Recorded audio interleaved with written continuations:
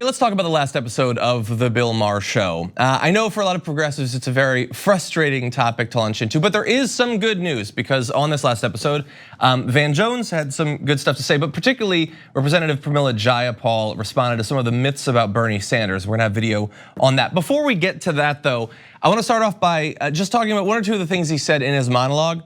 So at one point he said, he was responding to the idea coming out of New Hampshire.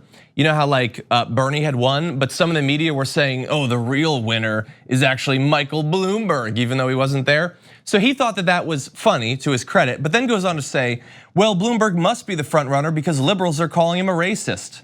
He added to a chorus of boos from his own audience. Because liberals just call everyone a racist. It's all the same. It doesn't have anything to do with his long history of implementing, advancing, and then supporting stop and frisk and then defending it for literally years afterward, even after it had been ruled unconstitutional, and refusing to accept or acknowledge the fact that it was a horrible, horrible thing that was just terrible for hundreds of thousands of people in New York. It's just that we just call everybody a racist. And he was like, look, I admit he's got blind spots, but come on. Okay, well, I guess it's really easy for Bill Maher to call all of that just a blind spot. But anyway, after the boos, he says, keep booing. That's how you lost the election. I don't even know what he thinks he's saying in that. First of all, I'm done with everyone saying this is why you lost the election. You know why the election was lost? No, you don't. Nobody does. There's a million right answers and a million wrong answers. We're moving on, and we're gonna actually run an election. Don't trust anyone, including Bill Maher, about this is the reason. Well, yeah, they lost the election because they called Trump a racist, which by the way, Maher has called Trump a racist 1 billion times. Rightfully so, because Trump is a racist. That's not why the election was lost. Anyway, just very frustrating, the speed at which Maher appears to be shifting from his prior, not official endorsement, but just hypothetical endorsement of Amy Klobuchar like a month ago on his show, to now apparently thinking that any issues with the former policies of Michael Bloomberg is just like libs being libs. That's gonna be fun going forward. Anyway, importantly, Pramila Jayapal was also on the show, and the Bernie Sanders Twitter account put up a little bit of the interaction about Bill Maher and Bernie Bros. Take a look. Tell me about something that I've been reading about lately, that there is a myth of the Bernie bros. In fact, Bernie does worse with white men than anybody, and it's more women who are for him, more Latinos.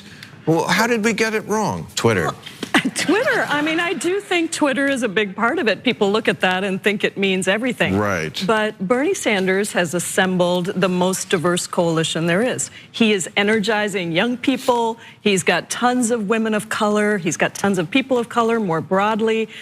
But he is also playing to a forgotten group of blue collar workers who really believe he's gonna fight for them.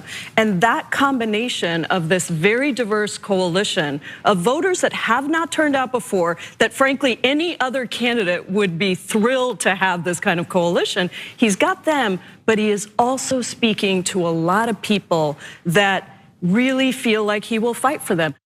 Okay, so that is a great response by Pramila Jayapal. I'm very glad that she was on the show to do that. And by the way, if you're gonna watch a show, which I guess you should, do it for Pramila Jayapal because she responds to a number of different things like this.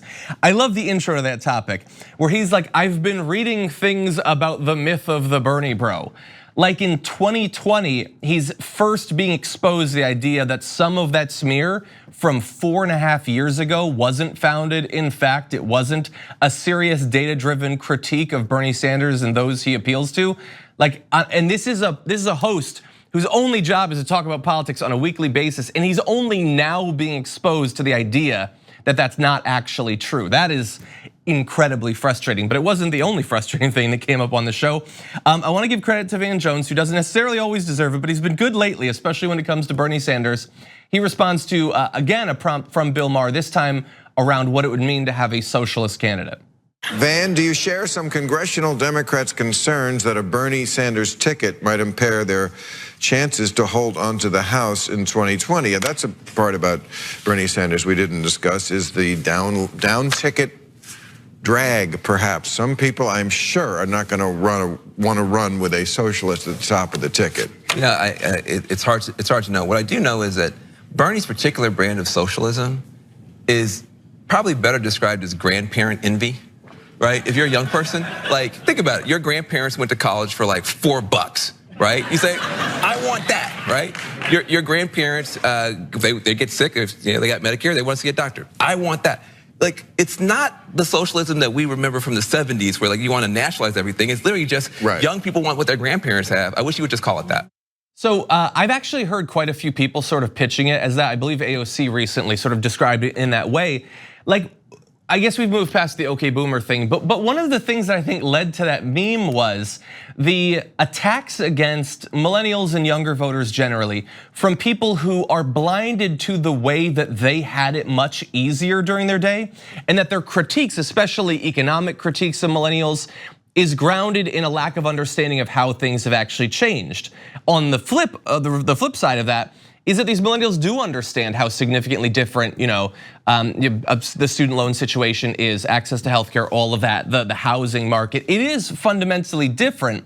And I think that some of the support for these policies is driven by an idea that if you are all going to benefit from all of this, then we deserve to as well. Especially when we can look to any number of countries around the world where that it is currently set up in that way, where it is not just the people who are lucky enough to hit 65 who suddenly get the benefit of all of our economic productivity and all of that. And so I think that that is a wise way to ground it, at least in part.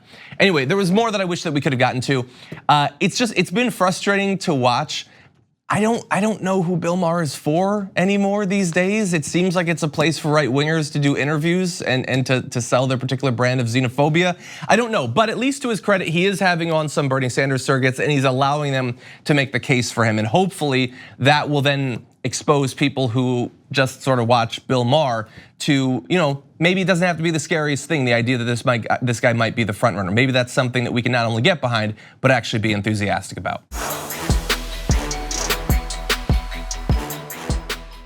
For more political news, breakdowns, interviews, stories of activism, and me trying my hardest to care about the occasional big celebrity news story, subscribe to our YouTube channel at youtube.com/The Damage Report.